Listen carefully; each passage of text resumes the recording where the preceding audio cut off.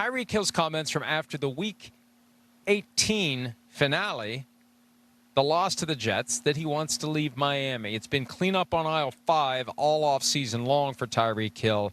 It caused Tua Tagovailoa to say some things earlier in training camp. Here they are from yesterday, both Tua and Tyreek, as to the question of where their relationship is currently.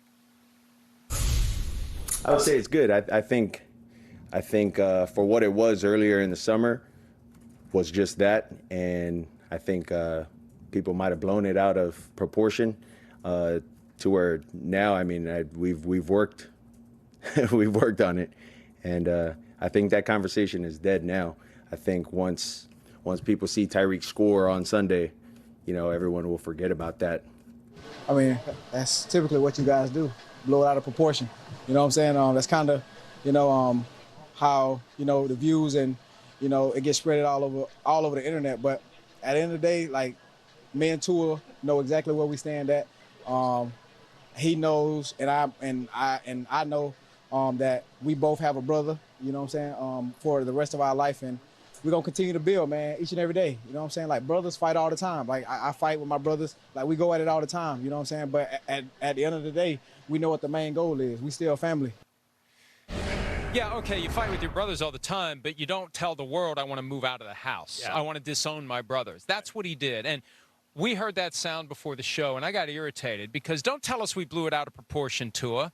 Don't tell us we blew it out of proportion, Tyreek. We blew it to the proper proportion because it's rare for a quarterback to come out and say the things that Tua said about Tyreek, and they needed to be said. Now, I think there's a chance, because they both said blow it out of proportion, that this was a PR concoction, right, that someone in Miami got them together and said, okay, here's what we're going to do. Yeah. Here's how we're going to deal with that. Let's say they blew it out of proportion. Okay, those are the magic words. Blew it out of proportion. Say they blew it out of proportion. Don't say they took it out of context. Everybody says that. Let's say they blew it out of proportion. That's baloney.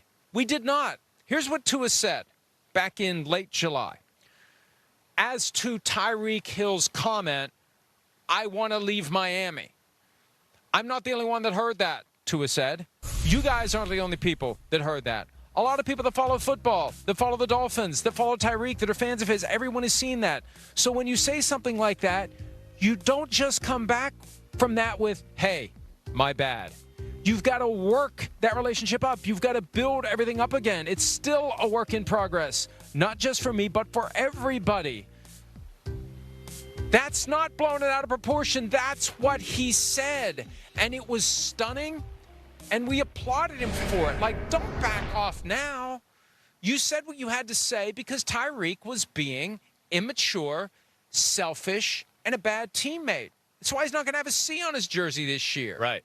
Right. Well, so I think there's get out of here with the blown out of proportion stuff. I'm there with you, too. I think what he's really realizing is, like, he probably shouldn't have said that out loud. He probably shouldn't have. I think it's good he did. Maybe it is. Maybe it is. But I'm sure there's a little bit of him that feels guilt about it. And then, of course, what it did do by him saying it out loud, though, is we're talking about it still. We are. Yep. And now they're making up a bullshit reason to go, I've tried not to say it. Sorry, we're in Philly. When in Philly, okay. All right. But so I think you're going to hear worse than that tonight. I know. But yeah, I think now we're all looking at that as maybe a story because he said that. And I think that's probably where he's a little bit like, how do I handle this? He explains it all, and I almost wish we could Sabruder film this a little bit and go back. When he just goes early in the summer, it was just that. What is just that? It means it wasn't that good, and we weren't on the same page, and we had to get the relationship back together. There was problems there. Tyreek Hill, who's told everybody in the world since he got to the Dolphins that Tua was awesome, he's better than you think. Okay, now he gets to, I don't want to be here anymore. I don't want to do that. And then also does a top 5 quarterback ranking and doesn't put Tua on there. Baker Mayfield got a spot. Exactly. So that, to me, you can say all you want. We didn't blow anything out of proportion. We took it right for what it was. And I think we've just talked about it in a way it should have been talked about it. And there's obviously something there a little bit. I mean, don't blame us for your dysfunction. That's really what pisses me off. It's not our fault that you guys are dysfunctional. It's not our fault that your guy decided to tell the world, I want to leave Miami. And now what you're trying to do is hold it together on the brink of a new season. And this is all about, we're 0-0. Let's go have a good year. Because if they don't, you know what's going to happen? There's going to be more people than Tyreek Hill that aren't in Miami next year. Yeah. It's going to start with the coach, maybe the GM, maybe the new coach doesn't want Tua there. They could all be gone by next year. Right. So we got to hold it together. We got to lock arms, and let's have an enemy. And we'll make the media our enemy. We're everybody's enemy now because we tell the truth, and people don't like to hear the truth. And the truth is, we didn't blow shit out of proportion there. You did it. I did it too. Big game. I mean, for both teams, they're both in a similar scenario. I still believe that Tyreek Hill can be this year's Devontae Adams. Right. That if they struggle and we get up near the trade deadline and he's getting 3 catches a game because Tua's not holding onto the ball a long time because he's trying not to get hit, it's gonna bubble up again. They're doing everything they can to hold it together, but Tyreek Hill will yield to his nature at some point if they're not winning and he's not getting the ball as much as he wants, and I think he'll be traded before the deadline. Yeah. If that happens. I'm not saying he'll be I mean, obviously, if they're 7-2, he's not going to be traded. Right. And if he's on track for 2,000 yards, he's not going to be traded. But if they're struggling, and we'll know it when we see it, I think he's going to be gone. Yeah, I don't think you're crazy for that thought at all. It definitely has that feeling. We'll see where it goes. It's a big year for both teams, the Dolphins and the Colts. And I'm a little feisty because the media gets crapped on all the time now. Like we're the enemy of the people and all that stuff. And nobody ever stands up from the media and says, shut up, we're doing our jobs. Leave us alone. You can't take the heat. That's your problem. Right. Don't blame us for the things you said when we react to the things you said. Yeah, well I feel said. better now. Yeah, good. You all should. Right. USA. Here's Tyreek Hill on his reaction to the fact that he's not a captain for 2025. It's about the team, and I don't need a title to be able to lead.